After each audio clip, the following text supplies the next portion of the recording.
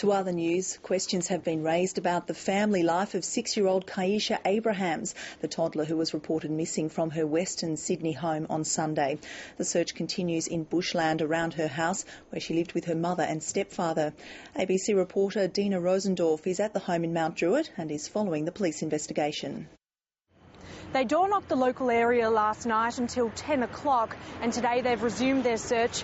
They're going to be focusing on the Bidwell and Shelby areas, and they're also going to be resuming that door-knocking, and SES volunteers are involved. Meanwhile, there are also reports today that Kiesha Abrahams was known to the authorities, including the Department of Community Services, and police have confirmed that they are liaising with those departments in a bid to try piece together information about Kiesha's life.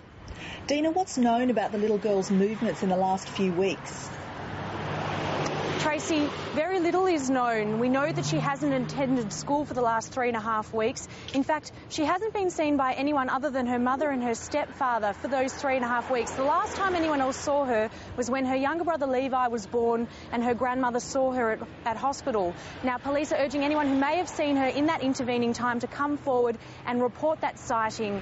And that they issued that appeal at the press conference yesterday, and that was when Kiesha Abrahams, Kiesha's mother, fronted the media for the first time. She issued a very emotional and tearful public appeal for anyone with information on Kiesha's whereabouts to come forward and contact police. And just a little earlier, I spoke to family friend Alison Anderson, and she renewed that appeal. There's someone out there that knows something and they're too afraid to come forward. They need to come forward and say something, you know, like give the parents and the family and friends a peace of mind. Meanwhile, Tracy, I should also tell you that police have confirmed that the homicide squad is now involved in the investigation, but they're urging anyone not to jump to conclusions and assume the worst. They say they are still hopeful of finding Kiesha alive, but they put their best cops on these sorts of cases. However, as each day goes by, it's hard not to fear the worst for Kiesha Abrahams. Dina Rosendorf, thank you.